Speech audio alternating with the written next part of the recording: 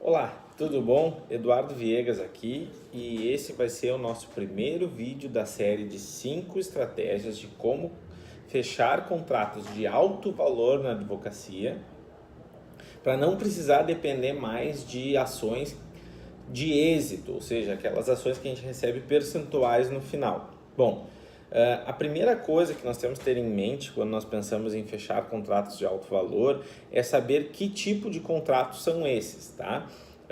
Então, o primeiro passo a se tomar, tá, é verificar quais são os nichos dos quais nós podemos trabalhar com esse tipo de causa que vão fazer com que nós possamos, então, escolher onde trabalhar e quais clientes nós vamos atrair para o nosso escritório que vão fechar esse tipo de contrato, tá? Bom, então passo número 1, o que nós vamos fazer? Nós vamos pegar a tabela de honorários da OAB, abrir no campo da área que nós já atuamos e ver quais tipos de serviços jurídicos que constam ali que são mais rentáveis, tá? E desses serviços jurídicos, quais que a gente consegue trabalhar sem precisar mensurar percentuais no final, ou seja, em que a gente consegue já mostrar para o nosso cliente o resultado financeiro que ele pode ter com aquele serviço jurídico, né, para convencê-lo então a investir esse valor na frente e com isso nós termos um faturamento imediato para o nosso escritório de advocacia. Bom, eu resolvi fazer essa série de vídeos de uma forma bem desse formato, né? Vamos dizer assim, mais informal, mais tipo de conversa e não tanto quanto aula, porque eu quero que essa conversa sirva para nós como uma forma de reflexão e de como nós podemos passar a nos colocar no mercado da advocacia de uma forma que isso torne a nossa atividade mais rentável, né? Então, assim, a primeira coisa que nós temos que fazer é identificar esses serviços jurídicos que nós podemos cobrar de forma antecipada e com alto valor, tá? E, obviamente, que todo o valor de contratos, quando ele é alto, né, nós temos que pensar qual é o benefício, qual é vamos dizer assim, o valor que o nosso cliente vai ter de imediato, tá? Então, a primeira coisa, primeiro passo é identificar. E como eu faço para identificar isso? É muito simples, tá?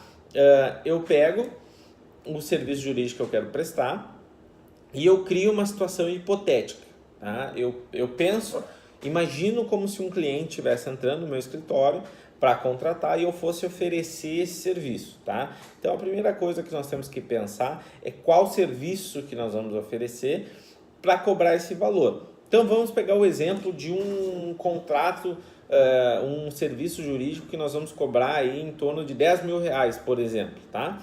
Bom, se nós vamos cobrar um serviço de 10 mil reais e nós fizéssemos uma ação que dependesse de êxito hoje, em torno de 20%, por exemplo, do êxito alcançado na ação, nós temos que imaginar que essa ação tem que trazer um benefício de no mínimo 50 mil reais para que a gente possa trabalhar com um êxito de 20% equivalente a 10 mil reais. Bom, o que é que o nosso cliente pode ter de benefício equivalente a 50 mil reais? Nem sempre esse benefício equivalente diz respeito ao valor em si, a quantidade de dinheiro que ele vai pôr no bolso dele, mas talvez a quantidade de dinheiro que ele pode deixar de perder ao longo de um certo tempo.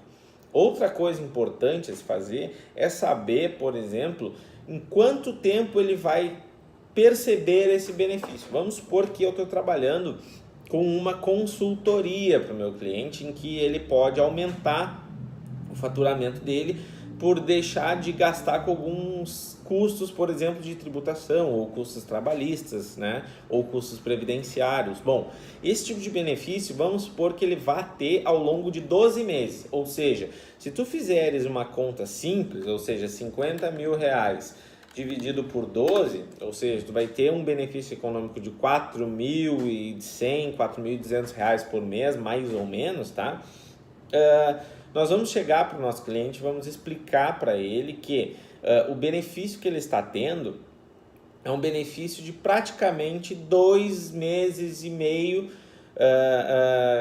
de custo que ele está investindo nesse momento para recuperar, ou seja, deixar de fazer com que esse valor saia do caixa dele. Tá? Existem várias áreas que a gente pode trabalhar com isso, seja o direito do trabalho, direito tributário, direito previdenciário, o direito de família, né? Então, dentro do ramo que tu atua, tu vai verificar quais são os serviços que têm este tipo de característica de cobrança. E é em cima desse serviço que tu vai montar as tuas ofertas para os teus clientes. Bom, então passo número 1, definição do serviço jurídico a ser prestado e definição do preço. Tá? O preço é o que o cliente vai gastar e o valor é o que ele vai receber. Então, após a chegada do preço, nós vamos pensar qual é o benefício. Então, passo número 2, verificação do benefício a ser ofertado para o nosso cliente. Tá?